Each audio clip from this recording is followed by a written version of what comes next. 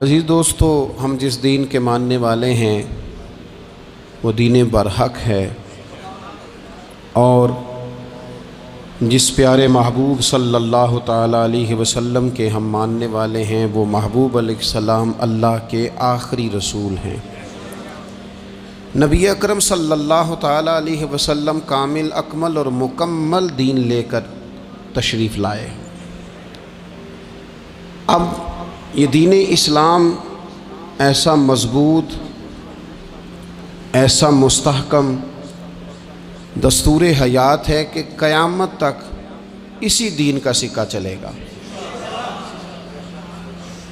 وقتی طور پر جو حالات امت پر اس وقت گزر رہے ہیں اس میں امت محکوم نظر آتی ہے، کمزور نظر آتی ہے،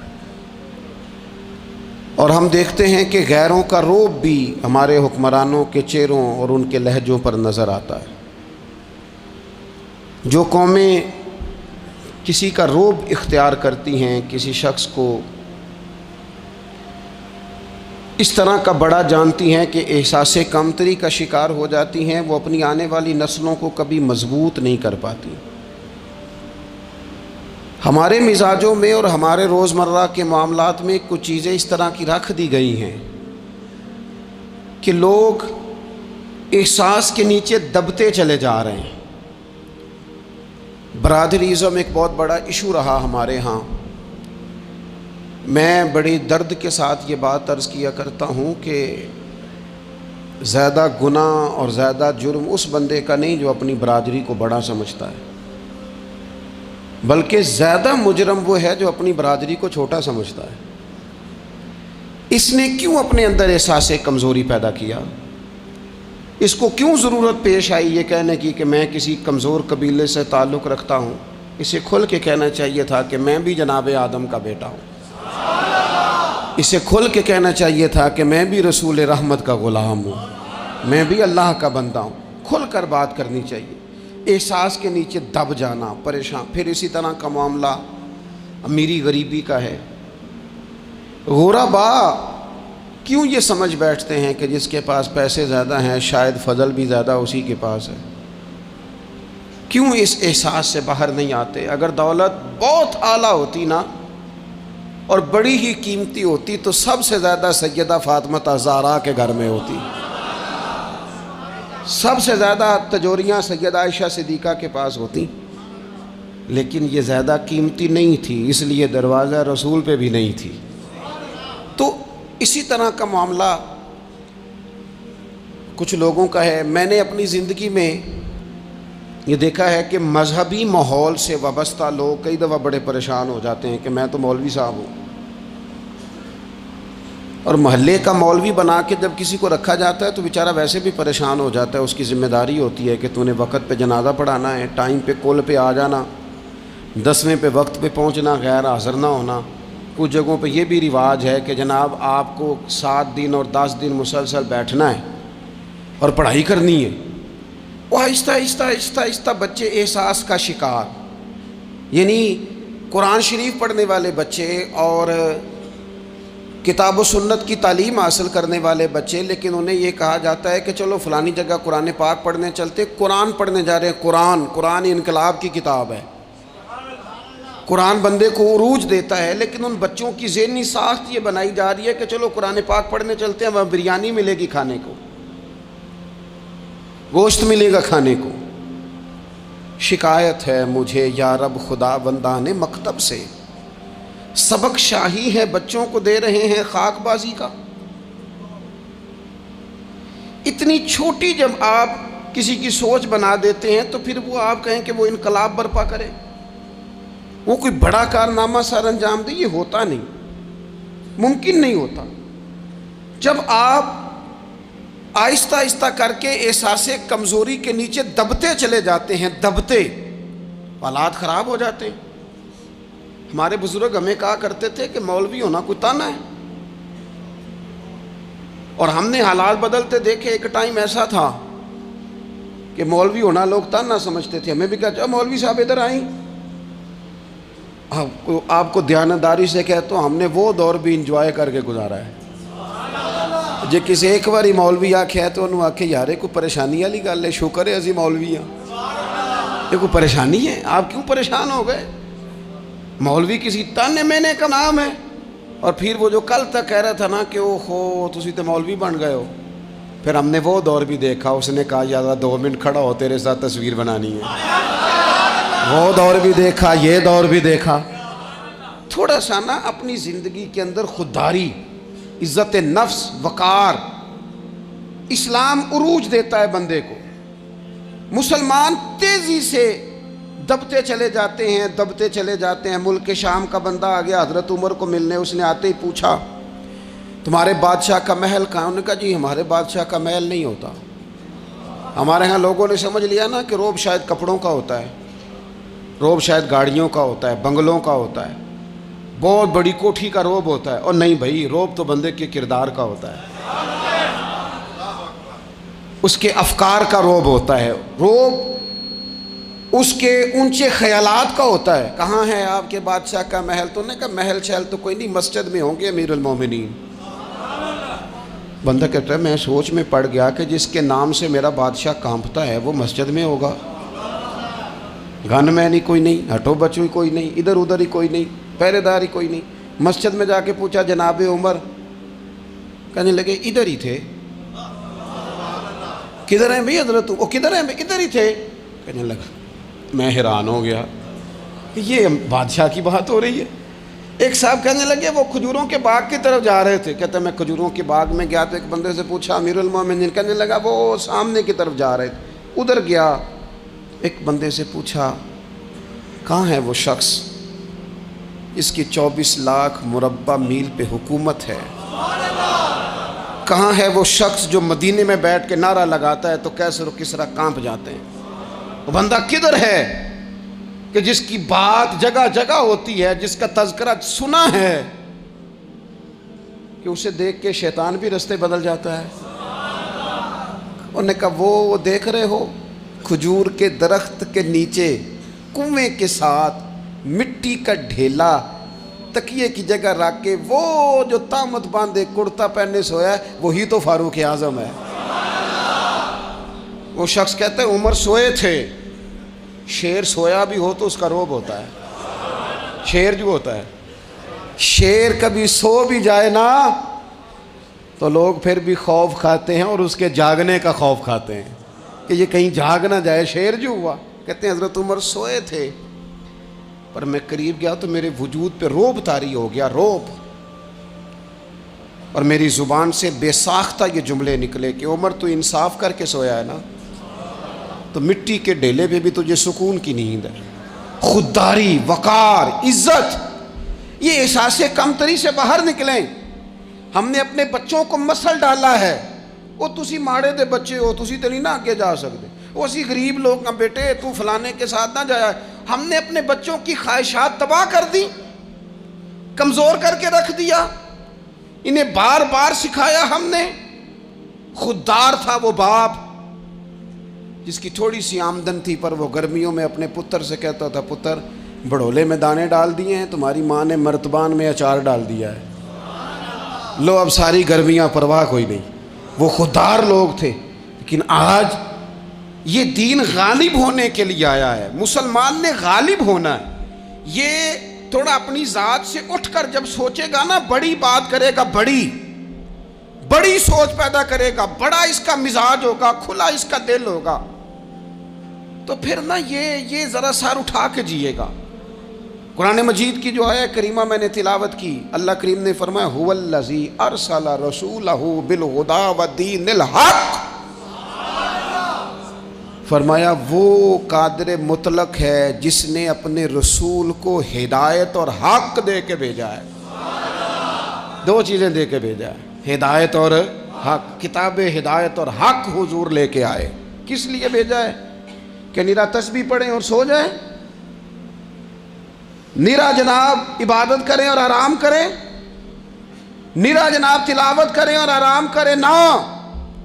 हुवल्लज़ी अरसला रसूलहू बिलहुदा व दीनिल हक़, वो रब है जिसने अपने नबी को, अपने रसूल को हिदायत और हक दे के भेजा है। क्यों? کہ لیظہرہ علی الدین کلہ، تاکہ اس دین کو تمام دینوں پر غالب کر دے، اس کو غالب کرے، ہر دین پر یہ دین چھا جائے۔ وَلَوْ كَرِهَ الْمُشْرِكُونَ، اگرچہ مشرکوں کو یہ بات بری ہی لگے، نا پسند آئے، کسی کو نہیں آتی، لِيُظْهِرَهُ عَلَى الدِّينِ كُلِّهِ، یہ دین غالب ہونے کے لیے آیا۔ غالب، تو نماز بھی پڑھ، عبادت بھی کر، لیکن یہ بھی خیال رکھ کہ دنیا میں نماز والے نبی کا نظام بھی قائم کرنا ہے۔ تیرے پاس نری مسجد نہیں ہونی چاہیے، حکومت بھی ہونی چاہیے۔ مسلمان کے ہاتھ میں نری تسبیح نہیں ہوگی، یہ انان حکومت بھی چلائے گا۔ اس کے اندر خودداری ہوگی۔ حضرت عمر تہجد بھی پڑھتے تھے اور سویرے حکومت بھی کرتے تھے۔ حضرت صدیق اکبر ساری رات مدینے والے کی یاد میں رویا بھی کرتے تھے، اور صبح اٹھ کر تلوار لے کر نبی پاک علیہ السلام کی ختم نبوت کے منکروں کے خلاف جہاد بھی کیا کرتے تھے۔ جب تک اپنے مزاج میں وہ شوق نہیں پیدا ہوتا کہ دین کو غالب کرنا ہے، جد و جہد کرنی ہے، کوشش کرنی ہے، بڑا سوکھا ہے ہمارے لیے بھی۔ آرام سے نماز پڑھیں، نفل پڑھیں، عبادت کریں، اور ویسے بھی اسے لوگ زیادہ بڑا پیر سمجھتے ہیں جس کی تسبیح زیادہ لمبی ہو۔ وہ زیادہ بڑا پیر ہوتا ہے جس کی پگڑی ذرا زیادہ بڑی ہو، جبہ تگڑا پہنے، اجرے کے اندر رہے، باہر نہ نکلے، اور اندر جائیں 2 منٹ کے لیے حضرت کی زیارت کریں، باہر آ جائیں، بس چھٹی۔ وہ زیادہ پیری مریدی ہو جاتی ہے، پیر تو بولتا ہی نہیں۔ وہی ہے تیرے زمانے کا امام برحق، اقبال کہنے لگے وہی ہے تیرے زمانے کا امام برحق، جو تجھے حاضر و موجود سے بیزار کرے اور موت کی شکل میں دکھلا کے تجھے جلوہ یار، زندگی تیرے لیے اور بھی دشوار کرے، تو جو تیرا جینا مشکل کر دے نا، وہ تیرے زمانے کا امام برحق ہے، تیرے لیے زندگی دشوار کر۔ یہ کیا بات ہوئی کہ ٹھیک ہے جناب آپ موج کریں جو دین غالب ہونے کے لیے آیا، دین کے مزاج میں غلبہ ہے، دین کی طبیعت میں غلبہ ہے، دیندار چھا کے وقت گزارا کرتے ہیں۔ اللہ تعالیٰ نے اس دین کے اندر وہ قرار دیا ہے، وہ وسعت دی ہے، وہ درد دیا ہے، وہ ذوق دیا ہے۔ اپنے اندر سے وہ بت توڑ ڈالیں جو بت مایوسی پھیلاتے ہیں، ان جگہوں سے نکل آئیں جہاں انسان کمزور پڑتا ہے۔ اٹھ باندھ کمر کیوں ڈرتا ہے، پھر دیکھ خدا کیا کرتا ہے۔ آگے کی طرف دیکھیں، آگے کی طرف دیکھیں۔ میرے نبی اکرم صلی اللہ تعالیٰ علیہ وسلم نے فرمایا حالات جتنے بھی خراب آ جائیں، ماحول جتنا بھی بگڑ جائے، امت پر دشواری جتنی بھی آئے، حضور علیہ السلام نے فرمایا ہے یہ دین اسلام ہے، یہ مسلم کے لفظ ہیں، حضور فرماتے ہیں یہ دین ہمیشہ قائم رہے گا، اور فرمایا ایک جماعت ہوگی پوری میری امت کی جو دین اسلام کے دفاع میں کام کرتی رہے گی، جد و جہد کرتی رہے گی، کوشش کرتی رہے گی، ہمت کرتی رہے گی۔ میرے عزیز حضور نے فرمایا ہمیشہ یہ دین قائم رہے گا، اور ایک جماعت ہمیشہ اس دین کے لیے کام کرتی رہے گی۔ اور میرے نبی پاک علیہ السلام نے فرمایا 100 سال کے بعد تو اللہ ضرور اس امت میں ایک ایسا شخص پیدا کرے گا، یہ ابن ماجہ میں حدیث موجود ہے، جو اس دین کی نئے سرے سے تجدید کر دے گا۔ وہ لوگ آتے رہے، جب حالات بڑے بگڑے تو حضرت عمر بن عبدالعزیز آ گئے، حالات کا رخ بدل کے رکھ دیا۔ پھر معاملات بڑے بگڑے تو امام شافعی جیسے لوگ آ گئے، غوث اعظم جیلانی جیسے لوگ آ گئے۔ حالات بڑے بگڑے تو شیخ عبدالحق محدث دہلوی جیسے لوگ آ گئے۔ ہندوستان میں جب ماحول بڑا کٹھن ہوا تو اعلیٰ حضرت فاضل بریلوی جیسے لوگ آ گئے۔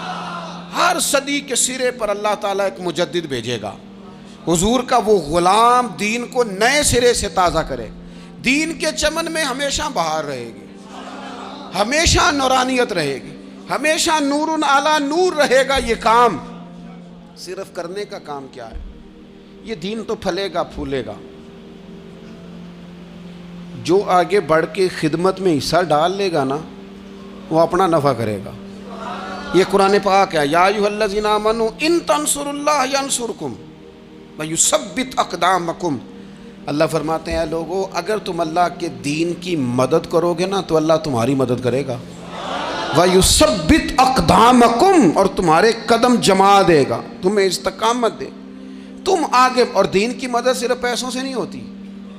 کوئی شخص سمجھے کہ فقط مال سے مدد ہوتی ہے، جب آپ وقت پر آ کر مسجد میں جمعے کی نماز ادا کرتے ہیں تو یہ بھی آپ دین کی خدمت ہی کرتے ہیں۔ جب آپ دینی اجتماعات کی رونق بڑھاتے ہیں تو یہ بھی آپ دین کی خدمت ہی کرتے ہیں. جب آپ کسی دین کے طالب علم کا حوصلہ بڑھا دیتے ہیں نا، بیٹے بڑی بات ہے قرآن پڑھتے رہنا، یہ بھی آپ خدمت ہی کرتے ہیں. جب آپ دین کے بارے میں کسی جگہ بیٹھ کے اچھی بات کر دیتے ہیں، یار اللہ کا فضل ہے ہمارے دین میں یہ خیر اللہ نے رکھی، یہ بھی آپ دین کی مدد ہی کرتے ہیں. آپ کسی بھی جگہ کسی بھی حوالے سے دین کے لیے کوئی بھی پیغام دیتے ہیں، کوئی بھی بات کرتے ہیں، تو آپ دین کی یہ ساری خدمات دینیاں ہیں، یہ سارا درد ہے، یہ سارا ذوق ہے.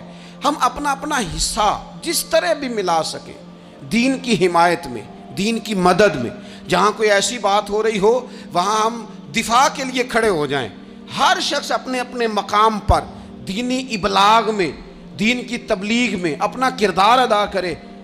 ایک جملہ کوئی بول دے نا رسول پاک کے دین کی مدد میں، ایک جملہ، یعنی کسی کو صرف اتنا کہہ دینا کہ یار تو اپنے بیٹے کو، تیرے 5 بیٹے ہیں، ایک کو قرآن مجید کا عالم ہی بنا دے. تو کہہ کے چلا گیا اور تو تیری وجہ تجھے خبر بھی نہیں کہ شاید اس نے تیری وجہ سے اسے داخل کرایا ہے، لیکن وہ اگر آ گیا پڑھ گیا تو دیکھ تجھے اجر اللہ کتنا عطا فرمائے. آدھا جملہ بول کے دین کے معاملے میں معاون بنے، کوئی خیر کا لفظ بول کے معاون بنے. ہم نہ ہمت نہیں کرتے، ہم کہتے ہیں وہ فلانا کرے گا، بڑا آدمی کرے گا، مولانا کریں گے، پیر صاحب کریں گے. اپنا اپنا حصہ، اپنی اپنی خیر. حضرت عمر نے بھی بڑا کام کیا ہے دین کی خدمت میں، پر سیدنا بلال کی خدمت کا کوئی انکار کر سکتا ہے؟ ڈیوٹی حضرت صدیق اکبر کی بھی زیادہ ہے، پر جناب سلمان فارسی کی خدمت کا انکار کیا جا سکتا ہے؟ ہر ایک نے کام کیا، ہر نقطے کا اپنا عروج ہے اپنی. اور یہ دین غالب ہوگا، غالب. یہ مت سمجھیں تھوڑے سے حالات کمزور آئے ہیں اور تھوڑا سا مسلمان محکوم ہوئے ہیں مالی طور، اپنی کوتاہیوں کی وجہ سے ہوئے، اپنی غلطیوں کی وجہ سے ہوئے، اپنے اعمال کے سبب ہوئے. تو ڈر ڈر کے نہ جئیں. نبی پاک صلی اللہ تعالی علیہ وسلم سفر پہ تشریف لے گئے. حضور علیہ السلام کی عادت کریمہ تھی جب سفر پہ جاتے تھے تو سب سے آخر میں ساری تیاری کر کے سامان سمیٹ کے سب سے آخر میں سیدہ فاطمہ الزہرا سے ملتے، پھر سفر شروع ہوتا. اور جب حضور واپس آتے تو سب سے پہلے سیدہ فاطمہ سے ملتے رضی اللہ تعالی. حضور کافی دنوں کے بعد سفر سے واپس آئے، لمبا سفر تھا. سیدہ فاطمہ الزہرا رضی اللہ تعالیٰ عنہ سے ملنے گئے. نبی پاک صلی اللہ تعالیٰ علیہ وسلم کا چہرہ نور دیکھ کے تو سیدہ فاطمہ تڑپ کے روئیں، رو پڑی. حضور نے فرمایا فاطمہ کیا ہوا؟ عرض کرنے لگی یا رسول اللہ تھکاوٹ کے اثرات میں آپ کے چہرے پہ دیکھ رہی. اور حضور کپڑے یوں لگتا ہے بڑے پرانے پہنے ہوئے ہیں آپ نے.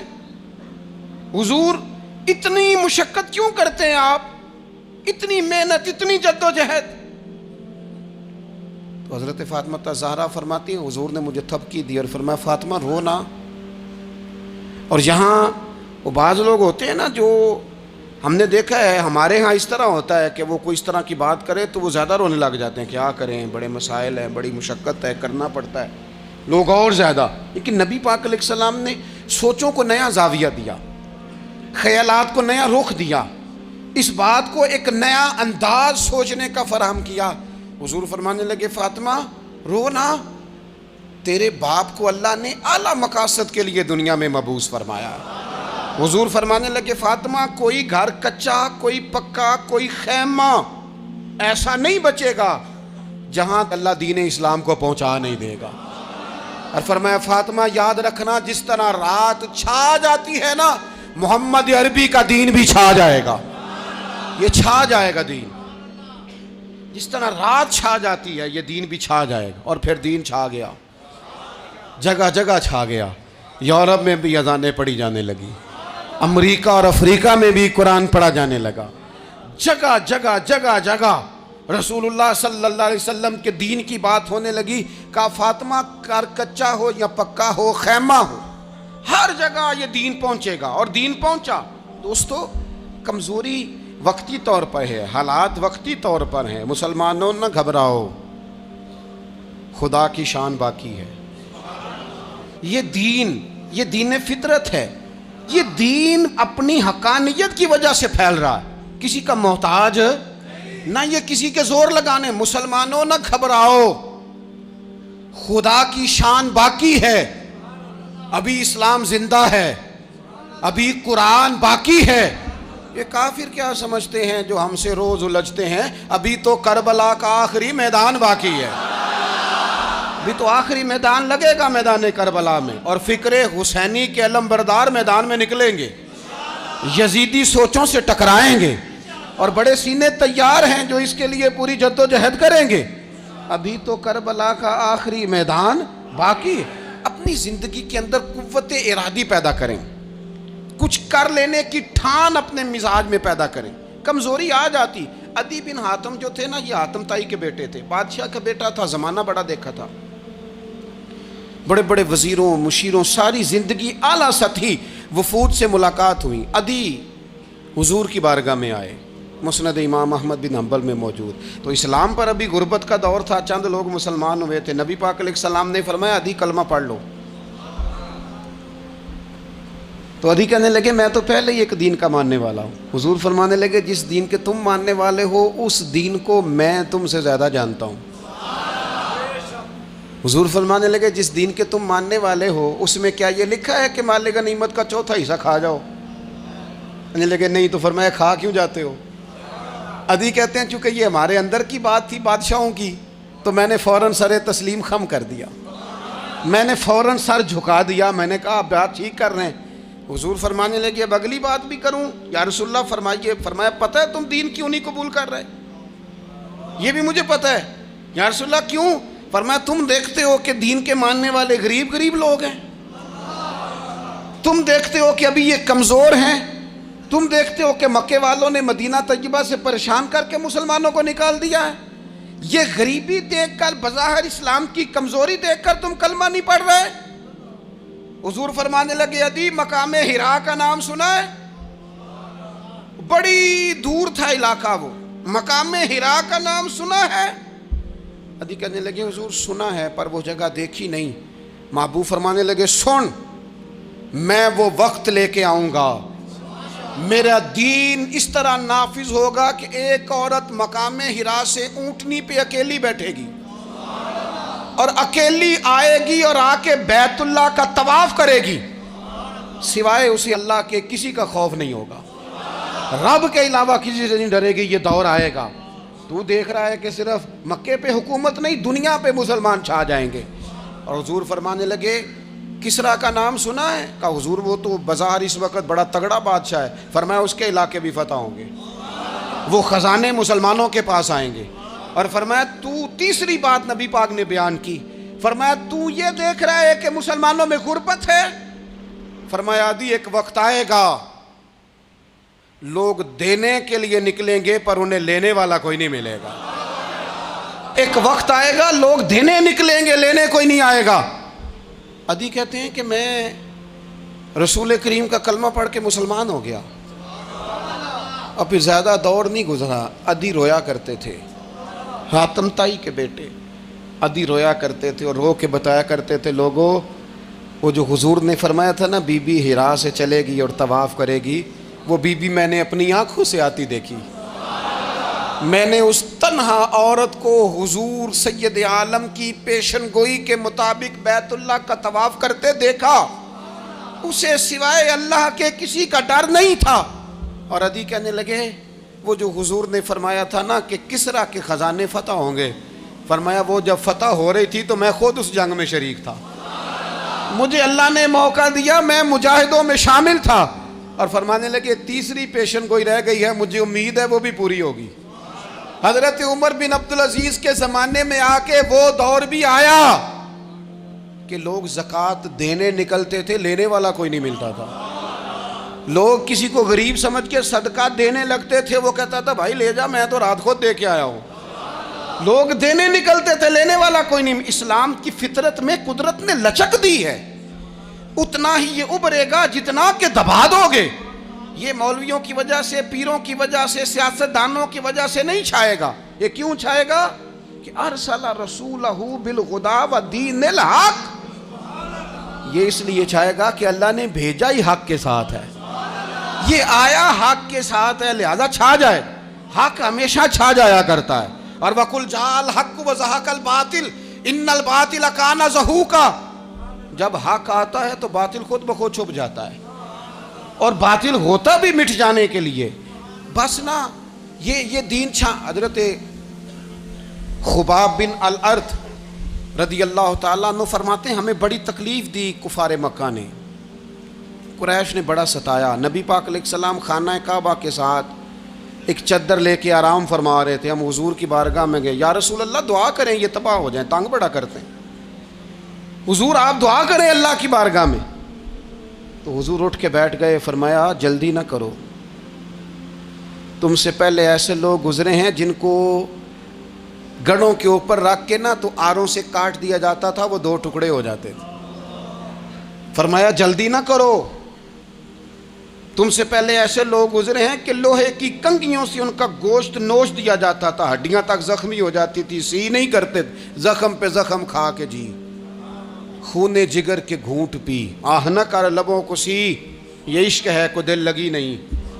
کہا خباب تھوڑا صبر کرو، اور پھر حضور فرمانے لگے خباب یہ بات یاد رکھنا، جو دین میں لے کے آیا ہوں یہ غالب ہو کے رہے گا، یہ غالب ہوگا، غالب۔ وہ ابو سفیان جو میدان احد میں کہتے تھے فلاں بھی ہم نے مار دیا، فلاں بھی مار دیا، جب 10,000 کا لشکر لے کے نبی پاک گئے تھے نا دوبارہ واپس، 10 سالوں میں 3 لوگ لے کے حضور مکے سے آئے، اور 10,000 کا لشکر لے کے جب دوبارہ گئے نا، ابو سفیان کہنے لگے لڑنا ہی نہیں، کیونکہ جس شان سے معصوم آمنہ آئے ہیں لڑنے والی بات ہی کوئی نہیں، طاقت ہی نہیں، آنکھ نہیں ملا سکتے تو ہاتھ کیسے اٹھائیں گے۔ لیکن پتہ ہے حضور کا طریقہ کیا تھا؟ سیاہ امامہ تھا، اونٹنی پہ بیٹھے تھے، اور گردن محبوب نے اتنی جھکائی تھی کہ وہ اونٹنی کی گردن سے لگ رہی تھی، اس شان کے ساتھ حضور داخل ہوئے۔ اذا جاء نصر اللہ والفتح ورأیت الناس يدخلون فی دین اللہ افواجا۔ اپنے اندر نہ تھوڑی سی، آپ 24 گھنٹے دنیا کمائیں، کوئی منع نہیں کرتا، مال کمائیں، جائیدادیں بنائیں، حلال کمائیں، جتنا مرضی کمائیں، لیکن نہ کچھ تھوڑا سا اپنے آپ کو دین کے لیے، صرف مالی طور پر نہیں۔ ہمارے ہاں ایک بہت بڑا مسئلہ یہ بن گیا کہ صرف مالی طور پر ہم سمجھتے ہیں دین کی مدد کر دیں۔ اگر آپ اپنے پتر کو نمازی بنا چکے ہیں تو ایک کام آپ نے دین کی خدمت کا کر لیا۔ اگر آپ کی بیٹی پردے کی عادی ہو گئی ہے تو آپ نے دین کی خدمت میں ایک حصہ ڈال لیا ہے۔ اگر آپ کے گھر کے اندر آپ ان ساری چیزوں کو بین کرنے میں کامیاب ہو گئے، یا ایھا الذین آمنوا قوا انفسکم واہلیکم نارا، ایمان والو خود بھی دوزخ سے بچو، اپنے اہل خانہ کو بھی بچاؤ۔ اگر فحاشی اور ریانی کا رستہ آپ نے اپنے دروازے کے باہر روک دیا ہے تو آپ نے دین کی خدمت کر لی ہے۔ اگر آپ اپنے دوستوں کو نمازی بنانے میں کامیاب ہو گئے ہیں، اگر آپ چند لوگوں کو قرآن پڑھانے میں کامیاب ہوئے ہیں، تو پھر کچھ نہ کچھ حصہ آپ نے دین میں شامل کیا ہے۔ کرنے کا کام یہ ہے کہ اپنا اپنا حصہ اپنی اپنی خیر دین میں ملائیں، جدوجہد کریں، کوشش کریں۔ 2 جملے بول کر، جب کوئی بندہ کہہ رہا ہو نا جی بڑا مشکل ہے دین پہ عمل کرنا، تو اسے کہیں دین پہ ہی چلنا تو آسان ہے، دین پہ چلنا ہی تو آسان ہے۔ جب بڑی دین مخالف باتیں ہو رہی ہوں تو وہاں ساری برادری کٹھی بیٹھی ہے نا، بچے کے دن رکھے جا رہے ہیں، تو میں دین کی خدمت بتا رہا ہوں کیا کیا کرنی ہے۔ بیٹے کے دن طے ہو رہے ہیں تو کوئی کہتا ہے کہ ماموں کو منا لو ناراض ہے، چچا کو منا لو ناراض ہے۔ یہ میں اپنا درد دل آپ کے سامنے رکھ رہا ہوں۔ دین کی خدمت یہ ہے کہ ایک بندہ بیچ میں سے بولے، وہ کہے او شادی میں کوئی غیر شرعی کام نہ کرنا، سب کو منا رہے ہو تو کہیں رب رسول کو ناراض نہ کر لینا۔ یہ تیری دین کے لیے خدمت ہو جائے گی، یہ تیری دین کے لیے خدمت ہو جائے گی۔ وہ جس شخص نے جاتے جاتے رستے میں کہا تھا نا حضرت عبداللہ مزنی کو کہ میں ایک مدینے میں چاند چڑھا دیکھ کے آیا ہوں کہ جس کے قریب سے جو گزرتا ہے اسے بھی نور ملتا ہے، تو اس کی ایک بات گھر کر گئی، جناب عبداللہ مزنی مدینے والے کے عاشق ہو گئے۔ آپ کہہ دیں بات پھیل جائے گی، اللہ اسے پھیلا دے گا۔ اپنے مقام پر بیٹھ کر اپنے میں فیکٹری کے مالک سے کہا کرتا ہوں کہ تو نہ مسجد ضرور بنا چھوٹی سی، دفتر والوں سے کہا کرتا ہوں کہ یہاں نہ نماز باجماعت کا بندوبست ضرور کراؤ۔ میں کہتا ہوں یہ سارے دین کے کام ہیں۔ آپ اپنے حلقہ اثر میں کہیں یہاں نماز باجماعت ہوگی، یہاں سویرے آتے ہی پہلے تلاوت ہوگی، یہاں پہلے قصیدہ بردہ شریف، آپ کوئی خیر کے کام میں اپنا حصہ ڈالتے رہیں، انشاءاللہ یہیں سے چنگاریاں بنیں گی، یہیں سے انقلاب برپا ہوگا۔ اور امام جعفر صادق کے قول پر اپنی بات سمیٹوں گا. کسی نے کہا تھا میں دین کی تبلیغ کرنا چاہتا ہوں، تو فرمانے لگے سوکھا حال ہے، تو دین پہ عمل کرنا شروع کر دے. دین کی تبلیغ ہونی شروع ہو گئی، عمل کر.